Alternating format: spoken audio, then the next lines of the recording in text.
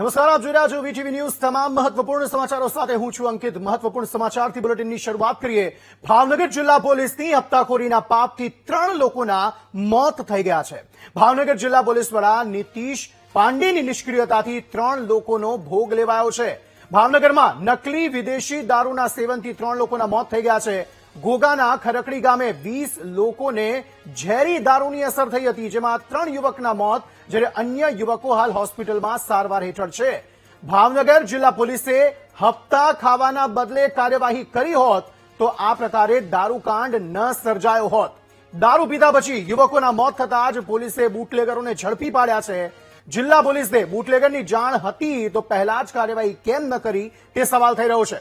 ભાવનગરમાં નકલી દારૂના કાંડ માટે એકમાત્ર જિલ્લા પોલીસ અને એસપી જવાબદાર છે। એલસીબી, એસઓજી અને સ્થાનિક પોલીસની ટીમોએ આ મામલે તપાસ તેજ કરી છે। 2 દિવસ અગાઉ દારૂનું સેવન કર્યું હોવાનું પરિવારજનોએ પણ કબૂલાત કરી છે। ફોરેન્સિક પોસ્ટમોર્ટમ રિપોર્ટ પછી મોતનું સાચું કારણ સ્પષ્ટ થશે। એ મોતનું સાચું કારણ ચોક્કસપણે સ્પષ્ટ રિપોર્ટ પછી થશે, પરંતુ અહીંયા પોલીસની નિષ્ક્રિયતા અને પોલીસની કામગીરીને લઈને સતત સવાલ થઈ રહ્યા છે। આ 3 લોકોના જે મોત થયા છે તેમનું જે કારણ છે તે એકમાત્ર સ્થાનિક પોલીસ છે, જેમણે કોઈ નક્કર કાર્યવાહી કરી નહીં। હવે આ યુવકોના મોત થઈ ગયા છે। કેટલાક યુવકો હોસ્પિટલમાં જીવન મરણ વચ્ચે ઝોલા ખાઈ રહ્યા છે, ત્યારે નામની કાર્યવાહી પોલીસ દ્વારા કરવામાં આવી અને 4 બુટલેગરોને પકડી પાડવામાં આવ્યા। પરંતુ એ 4 બુટલેગરો જો બુટલેગર છે તેમને ખબર છે તો પછી કાર્યવાહી એ વખતે શા માટે કરવામાં ન આવી? આમ તો વાતો દારૂબંધી થાય છે, પરંતુ ગુજરાતમાં દારૂબંધી માત્ર કાગળ પર છે તેવા અનેક બનાવો, ઉદાહરણો જે છે તે વારંવાર સામે આવતા રહે છે। અને તેનું વધુ એક ઉદાહરણ સામે આવ્યું છે કે નકલી બ્રાન્ડેડ દારૂ જે છે તે અહીં પીરસવામાં આવે છે, લોકો તેને પીવે પણ છે। પોલીસને ખબર છે તેમ છતાં પોલીસ કશું કરતી નથી, પોલીસ હપ્તા ખાય છે। અને જો પોલીસે કોઈ યોગ્ય કાર્યવાહી કરી હોત તો આજે આ 3 યુવકો મોતને ન ભેટ્યા હોત, તેમના પરિવારમાં આક્રંદ ન હોત, પરિવાર રોષે ન ભરાયો હોત। પરંતુ પોલીસને કામગીરી નથી કરવી, કારણ કે પોલીસને માત્ર હપ્તા ખાવામાં રસ છે। પોલીસને એવું છે કે લોકો મરે તો મરે, અમારે શું, અમારા ખિસ્સા ભરાવા જોઈએ। આ જ નીતિ સાથે સ્થાનિક પોલીસ, ભાવનગરની પોલીસ જે છે તે કામ કરતી હોય તેવું સ્પષ્ટપણે લાગી રહ્યું છે।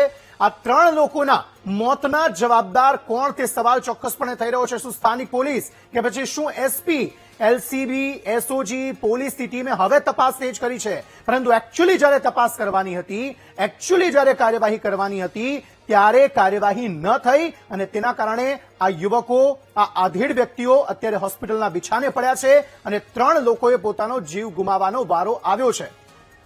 કુલ 20 લોકો હતા। ઘોઘાના ખરકડી ગામે કુલ 20 લોકો હતા જેમને આ ઝેરી દારૂની અસર થઈ હતી અને તેમાંથી 3 લોકોના મોત થઈ ગયા છે। એ પરિવારનો દીપક બુઝાઈ ગયો છે। એ પરિવારમાં અત્યારે આક્રંદ જોવા મળી રહ્યો છે અને રોષ જોવા મળી રહ્યો છે કે આખરે અમારા સ્વજનનો વાંક શું હતો? એક તરફ દારૂબંધીની માત્ર વાતો થાય છે, દારૂબંધી ગુજરાતમાં છે એવું બણગા ફૂંકવામાં આવે છે, પરંતુ ગુજરાતનો કોઈ ખૂણો એવો બાકી નથી, કોઈ શહેર એવું બાકી નથી, કોઈ ગામ એવું બાકી નથી ને કોઈ ગલી એવી બાકી નથી કે જ્યાં તમને દારૂ નથી મળી રહેતો। તમે ફોન કરો ને દારૂ તમને ઘરે આપી જાય તે પ્રકારની વ્યવસ્થા આખા ગુજરાતમાં ગોઠવાઈ ગઈ છે અને પોલીસને આ બાબતની જાણ જ ન હોય તે પ્રકારનું બિહેવિયર પોલીસ અધિકારીઓ અને કર્મચારીઓનું છે, પોલીસ વિભાગનું છે, જેમાંથી હવે જાગવાની જરૂર છે। પોલીસે પોતાનું મન મક્કમ કરીને, પોતાના ખિસ્સા ભરવાથી બચીને એ નક્કર કાર્યવાહી કરવાની જરૂર છે। ગુજરાતમાં દારૂબંધી છે એ પ્રૂવ કરવાની જરૂર છે અને કોઈ પણ ખૂણો એવો ન રહેવો જોઈએ કે જ્યાંથી દારૂ મળે એવી કાર્યવાહી કરવાની જરૂર છે। તો ને તો જ ગુજરાતમાં દારૂબંધી છે તે સ્પષ્ટ થશે। હવે આ 3 લોકોના જે મોત થયા છે એ 3 લોકોના પરિવારજનો સવાલ કરી રહ્યા છે કે શું અમારા દીકરા જે છે, સંવાદદાતા હિરેન આ અંગે વધુ માહિતી આપી રહ્યા છે। હિરેન, જણાવશો શું વધુ વિગતો? જી ચોક્કસ। જે રીતના ડુપ્લિકેટ દારૂનો જે મામલો ગઈકાલે સાંજે ભાવનગરમાં સામે આવ્યો છે તેની અંદર એક પછી એક જે દર્દીઓ છે તેની સંખ્યા પણ વધી રહી છે। હાલ 20 જેટલા દર્દીઓ છે તેમને એડમિટ કરવાની જે ઘટના છે તે બની છે। સાથે જ જે મોતનો આંકડો છે તે 3 સુધી પહોંચ્યો છે, જેમાં ઉપેન્દ્રસિંહના મોત બાદ વધુ 2 જે દર્દીઓ છે તેમના મોત નીપજ્યા છે। 10 જેટલા જે કહેવાય કે જે દારૂનો છે નશો કર્યો હતો તેમને ભાવનગર હોસ્પિટલની સિવિલ હોસ્પિટલમાં એડમિટ કરવામાં આવ્યા હતા। અને ત્યારબાદ જે બીજા અન્ય જે છે તેમને ખાનગી હોસ્પિટલમાં દાખલ કરવામાં આવ્યું છે. તદુપરાંત જે સ્ટેટ મોનિટરિંગની ટીમ છે તેમના આઈજી સહિત પોલીસ કાફલો છે, તેમાં 3 થી 4 પીઆઈ છે તેમજ અન્ય જે પોલીસ કાફલો છે તે પણ ભાવનગર આવી પહોંચ્યો છે. અને જે સમગ્ર જે દારૂ ક્યાંથી લાવવામાં આવ્યો હતો તેમજ આ દારૂ ક્યાં ક્યાં વેચાણો હતો અને કેટલા લોકોએ આ દારૂની ખરીદી કરી છે તે તમામ દિશાની અંદર ભાવનગર એલસીબી એસઓજી સહિત સ્ટેટ મોનિટરિંગની ટીમ છે તેને તપાસ હાથ ધરી છે. હાલ તો જે મોતનો આંકડો છે તે 3 સુધી પહોંચ્યો છે. હજી પણ ઘણી દર્દીઓની તબિયત છે તે લથડી તેવું જ દેખાઈ આવ્યું છે, તે સિરિયસ કન્ડિશનમાં છે. જોવાનું રહ્યું કે જે આંકડો છે તે ક્યાં સુધી પહોંચે છે. જી હિરેન, આ સ્થાનિક પોલીસનું આ મામલે શું કહેવું છે? શું કોઈ શરમમાં છે તેઓ? આ પ્રકારની ઘટના ઘટી રહી છે, 3 લોકોના મોત થઈ ગયા છે ને હવે માત્ર નામની કાર્યવાહી કરી અને 4 બુટલેગરોની અટકાયત કરી લીધી તેમણે.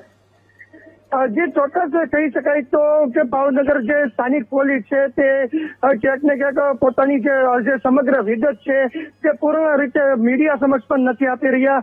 કઈ ને કઈ આંકડા જે છે તે પણ છુપાવી રહેવામાં આવ્યા છે તેવું પણ સામે આવ્યું છે.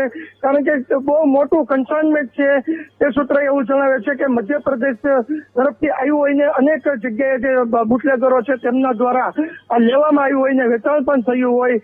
સમગ્ર જે ડુપ્લિકેટ દારૂ છે તે કેટલો વેચાણો છે તેનો પણ આંકડો નથી આવ્યો, પરંતુ 10 જેટલા જે બુટલેગરો છે અન્ય ભાવનગરના અલગ અલગ વિસ્તારોમાંથી તેમજ ભાવનગર સિટી બહારના જે બુટલેગરોને ગઈકાલે રાત્રે એલસીબી ઓફિસ ખાતે લઈ આવવામાં આવ્યા છે તેમની પણ પૂછપરછ શરૂ છે. પરંતુ પોલીસ ક્યાંક ને ક્યાંક માહિતી છે તે મીડિયા સમક્ષ છુપાવી રહી છે, ચોક્કસ જવાબ પણ નથી આપી રહી.